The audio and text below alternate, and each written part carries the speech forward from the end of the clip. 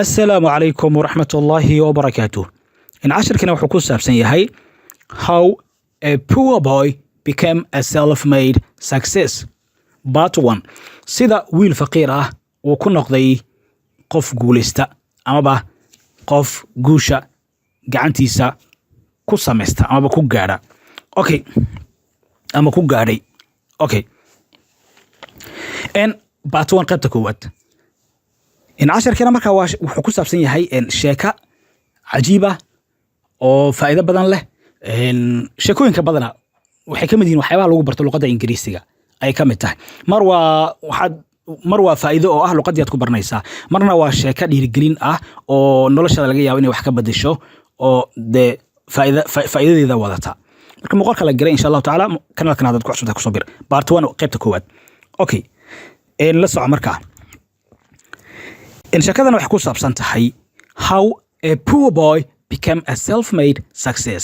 sida wiil faqiir ah uu ku noqday qof guuleysta marka ama how a poor boy sida qof wiil faqiir ah poor boy wiil faqiir ah became uu ku noqday a self-made success qof yani guuleysta ama guusha ku samaysta gacantiisa self-made waxa la yiraahdaa wax adiga aad kasbatay adiga aad iska dhigtay marka a self-made success marka waxa waan ku celinaa marka leh how a poor boy became a self-made success sida wiil faqiir ah oo ku noqday qof guusha gaar ama qof guuleysta sida uu ku noqday macna sida qof wiil faqiir ah oo ku guuleystay oo gacantiisa guusha uu ku gaaray oo ugu gaaray macna self-made waa asaga iska dhigay sida asaga uu ugu guuleystay oo iskaga dhigay wiilkan faqiirka ah mid guuleysta waa cinwaankeena okay in part 1 qaybta koowaad waa marka hore waan akhrinayaa kadib aan sharxi doonaa ila soco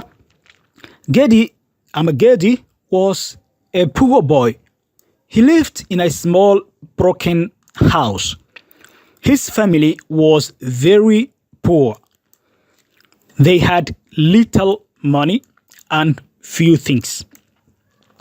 Gedi had a father, a mother, a brother, and a sister. They were a happy family. But one day, everything changed. Okay, وانشرحها مركا إلى الساعة. And Gedi was a poor boy. Gedi وحو أها a poor boy. ويل فقيرة. بور وحالي هذا وفقير. poor وفقير. Gedi was وحو أها a poor boy. ويل فقيرة. He lived وحو كنا ولا Gedi in a small broken house. Guri yar oo jajabsan.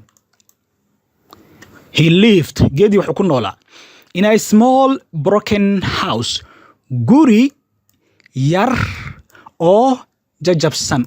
Broken waa jajabsan waa. Marka Gedi wuxuu ku noolaa wuxuu wiil faqiir ah wuxuuna ku noolaa guri yar oo jajabsan. Okay. And his family Gedi qoyskiisa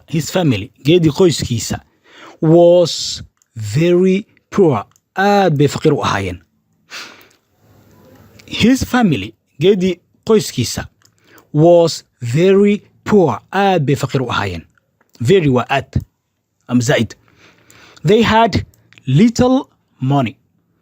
Gedi familykiisa am qoyskiisa waxay haysteen ay lahaayeen little money lacag yar and things iyo sheeyaal yar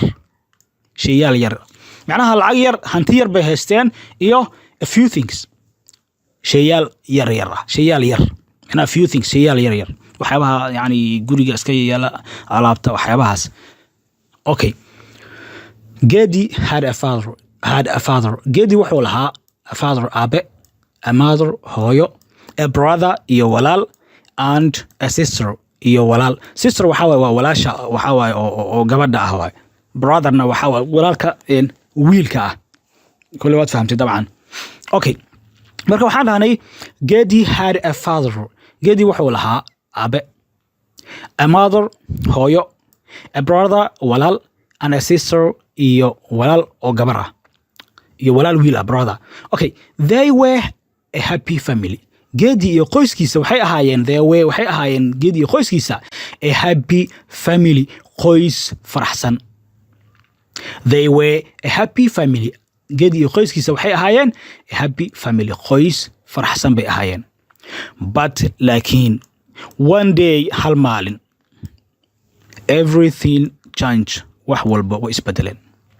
But one day laakiin hal maalin everything changed. Wax waliba way isbedeleen. Marka waa sheekada weli way sii socotaa. Waa sheeko runtii luqadan aad ku baran doonto, aad ku baranayso, sidoo kalena ay xambaarsan tahay waliba in motivation, dhiirigelin ama inspiration. Okay, aan ku soo celiyo mar kale. waxaan dhahnay sheekadan waxay ku saabsan tahay how a poor boy sida wiil faqiir ah become uu ku noqday a self-made success, qof hanta gacantiisa ku hanta guusha. Self-made waxaan dhahnay qofka asaga wax kasbada oo asaga sameeysta. marka guusha ayuu gacantiisa ku gaaray nafsadiisa, asaga guusha is gaarsiiyay, macnaha sida wiil faqiir ah guusha isku gaarsiiyay ama uu guuleystay. marka waa sheeko taxana oo xogaa way sii socon doontaa insha Allah. waxaan dhahnay marka Gedi was a poor boy. Gedi wuxuu ahaa wiil faqiir ah. He lived in a small broken house. wuxuu ku noolaa guri yar oo jabsan, broken jabsan.